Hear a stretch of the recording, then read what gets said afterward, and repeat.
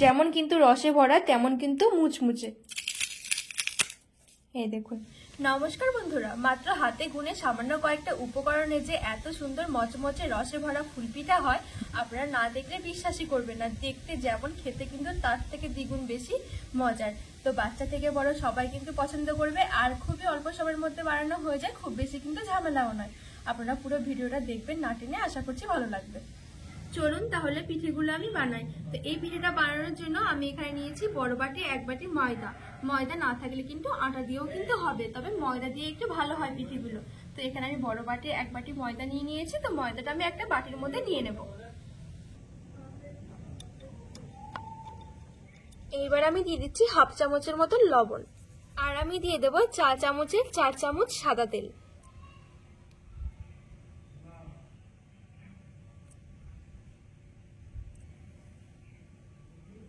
এবার আমি তেলটা দিয়ে ভালো করে ময়াম করে নেব। তেলটা দিয়ে ময়াম করলে পিঠেগুলো অনেক বেশি কিন্তু মুচমুচে হবে। ভালো করে আমি ময়াম করে নিচ্ছি। তেলটা দিয়ে আমি ময়দাটা ভালো করে ময়াম করে নিয়েছি।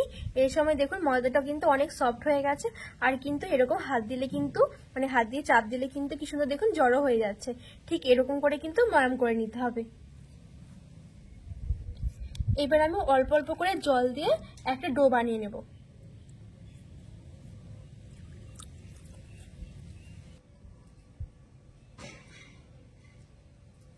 এখানে কিন্তু ডোটা আমি খুব সুন্দর করে মেখে নিয়েছি। খুব বেশি কিন্তু একটা শক্ত মাখিনি, আবার কিন্তু খুব বেশি একটা নরমও নয়। এইবার আমি ঢাকা দিয়ে কিছুক্ষণের জন্য রেখে দেবো, ততক্ষণে আমরা চিনি শিরাগুলো তৈরি করে নেব। এবার আমি চিনি শিরাটা তৈরি করে নেব। তো আমি চিনি শিরার জন্য এখানে ছোট বাটি 1 বাটি আমি চিনি নিয়েছি।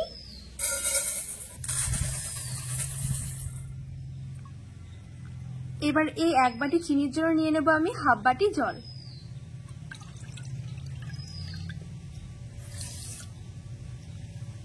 এইবার চিনিটাকে গলিয়ে আমি একটা চিটচিটে শিরা তৈরি করে নেব।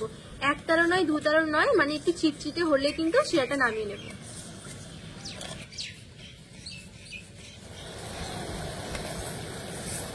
চিনির শিরাটা দেখুন আমার খুব সুন্দরভাবে হয়ে গেছে, আর চিনিগুলো কিন্তু এখন খুব সুন্দরভাবে কিন্তু গলেও গেছে।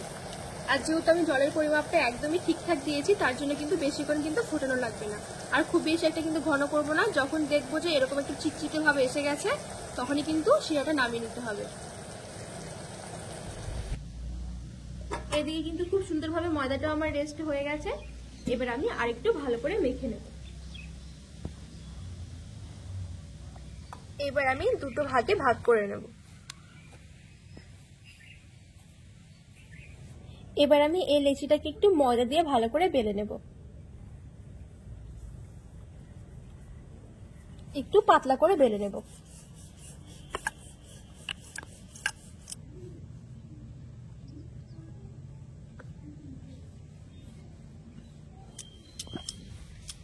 রুটিটা কিন্তু আমি খুব বড় আর একটু পাতলা করে বেলে নিয়েছি। এবার এই রুটির ওপরে আমি দিয়ে দেব কর্নফ্লাওয়ার। আপনারা চেষ্টা করবেন কর্নফ্লাওয়ারটা দিতে, তাহলে পরে ফুলপিঠাগুলো একটু ভালো ফুলবে, আর ফুলগুলো খুব সুন্দর কিন্তু ছড়াবে। ভালো করে আমি কর্নফ্লাওয়ারটাকে লাগিয়ে নিচ্ছি এভাবে। এবার আমি যেটা করব, পরোটা যেরকম করে বেলে সেরকম করে কিন্তু আমি পরোটার মতন এরকম ভাঁজ দিয়ে নেব। এই ভাঁজগুলোর মধ্যেও কিন্তু আমি কর্নফ্লাওয়ার লাগিয়ে দেব। সেম ভাবে এদিকটাও ভাঁজ করে নেব। আবার আমি কর্নফ্লাওয়ার লাগিয়ে নেব। এবার আমি এদিক থেকে ভাঁজ করে নেব। ঠিক যেরকম আমার পরোটা বেলার সময় যেরকম করে রুটিগুলো আমি ভাঁজ করি, সেরকম করে ভাঁজ করে নিতে হবে।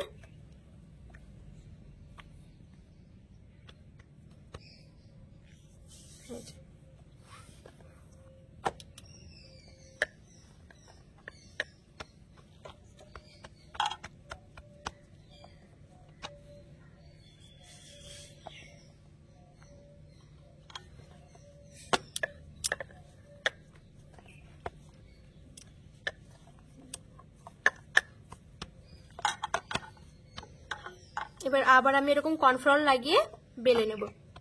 আবার এরকম পাতলা করে বেলে নেব রুটির মতন। একদম হালকা হাতে বেলে নিতে হবে, তাহলে কিন্তু ভাঁজগুলো খুব সুন্দর কিন্তু থাকবে। খুব বেশি একটা কিন্তু চেপে চেপে বেলা যাবে না। দেখুন খুব সুন্দর কিন্তু চৌকো হয়ে কিন্তু রুটিটা আমি বেলে নিচ্ছি।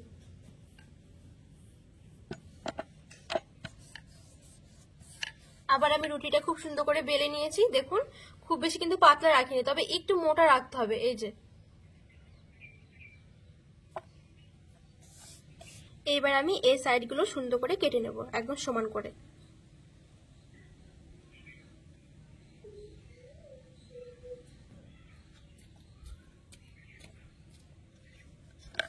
খুব সুন্দর করে কিন্তু আমি সাইডগুলো কেটে নিয়েছি।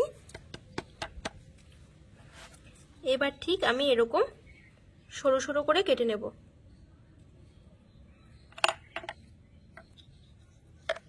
এই যে ঠিক আমি এরকম সরু সরু করে কেটে নিয়েছি। এবার এটাকে এর উপরে বসিয়ে আমি আবার এরকম কেটে নেব। তাহলে পরে কি সবগুলো কিন্তু সমানভাবে কাটা হবে। আবার আমি এরকম উপর থেকে বসিয়ে আবার কেটে নেব।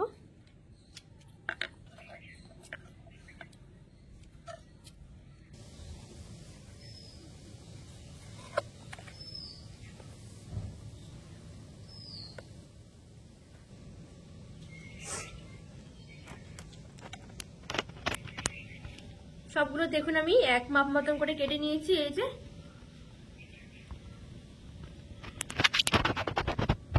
এতে করে কিন্তু সবগুলো একই মাপের হয়ে যায়। চাইলে কিন্তু স্কেল দিয়েও কিন্তু করা যাবে, স্কেল দিয়ে আরো খুব সুন্দরভাবে কিন্তু হবে।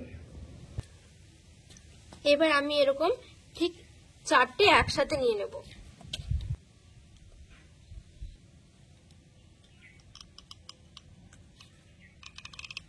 এই যে এভাবে আমি উপর থেকে 4টা আমি এরকম চাপিয়ে দিয়েছি। এবার আমি এরকম ছোট ছোট করে কেটে নেব।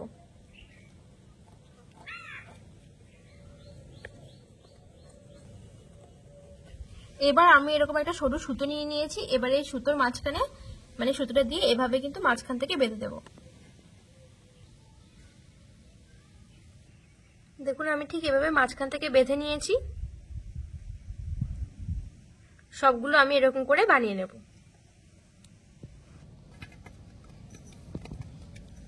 এখানে দেখুন সবগুলো আমি একই রকম করে বানিয়ে নিয়েছি।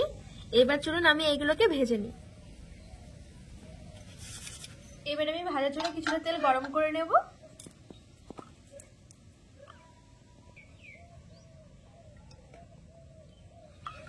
তেলটা আমি ভালো করে গরম করে নিয়েছি। এবার এখন কিন্তু আঁচটা একদম লোতে রেখে আমি এবার ভেজে নেব। এখান থেকে আমি একটা নিয়ে এবার দিয়ে দিচ্ছি। এবার ঠিক আমি এরকম করে উপর থেকে কিন্তু তেল এরকম ছিটকে ছিটকে দেব। উপর থেকে এরকম হালকা হালকা করে তেল ছিটকালে কিন্তু এরকম দেখবেন পাপড়িগুলো কিন্তু খুব সুন্দর করে কিন্তু ফুলে যাচ্ছে।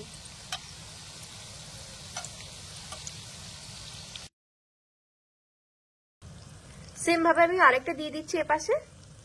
এবার এটা কিন্তু এরকম তেল ছিটকালে কিন্তু খুব সুন্দর কিন্তু পাপড়িগুলো খুলে যাবে। আর খেয়াল রাখতে হবে আঁচটা কিন্তু একদম লোতে করে রাখতে হবে। দেখুন কিছুক্ষণ আমি এরকম তেল উপর দিয়ে ছিটকিয়েছি আর এখন দেখুন কি সুন্দর পাপড়িগুলো পুরো মেলে গেছে।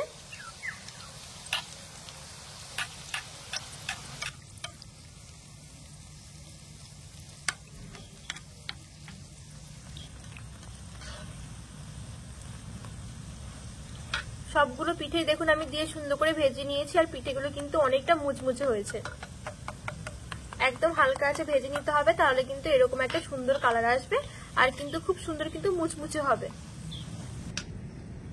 সব ফুল পিঠেগুলো কিন্তু আমার মুচমুচে করে ভাজা হয়ে গেছে আর খুব সুন্দর কিন্তু একটা কালার এসেছে।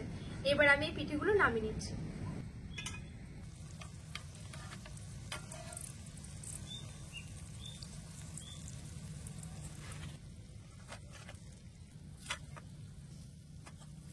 পিঠেগুলো আমি মুচমুচে করে ভেজে নিয়েছি। এবার যে আমি চিনি শিরাটা করে রেখেছিলাম সেই চিনি শিরার মধ্যে আমি কোট করে নেব।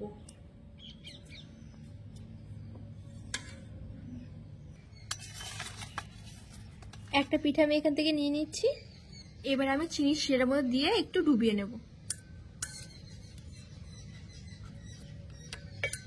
একদমই একটুখানি, আমি শুধু এরকম কোট করে কিন্তু তুলে নিচ্ছি। এই যে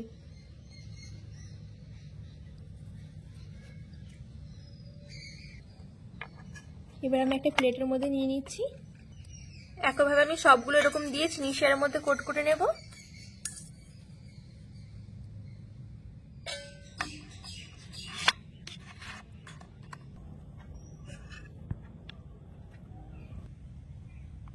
সবগুলো পিঠে দেখুন আমি চিনি শিরার মধ্যে কোট করে নিয়েছি, আর দেখতেও কত সুন্দর লাগছে। এবার আরেকটু দেখতে সুন্দর করার জন্য আমি এখানে উপর থেকে একটু তিল দিয়ে দিচ্ছি। আপনাদের কাছে থাকলে দেবেন, না থাকলে না দিলেও কিন্তু হবে, কোনো অসুবিধা নেই, দেখতে একটু সুন্দর লাগবে তার জন্য আমি দিয়েছি। সবগুলো পিঠের মধ্যে আমি অল্প অল্প করে তিল দিয়ে দিয়েছি। এবার আমি উপর থেকে আরেকটু চেরি ফল দিয়ে দেবো, তাতে কিন্তু দেখতে আরো সুন্দর লাগবে।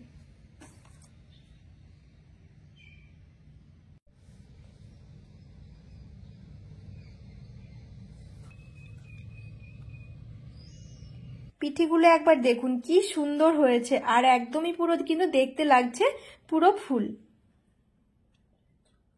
এই দেখুন, আপনারা দেখে বুঝতে পারছেন পিঠেগুলো কতটা সুন্দর হয়েছে, যেমন কিন্তু রসে ভরা তেমন কিন্তু মুচমুচে। এই দেখুন কতটা সুন্দর হয়েছে, আপনারা কিন্তু দেখে বুঝতে পারছেন। দেখুন পুরো কিন্তু একবারে গুঁড়ো গুঁড়ো হয়ে গেছে। আপনারা অবশ্যই এভাবে একবার বাড়িতে বানাবেন, অনেক ভালো লাগবে।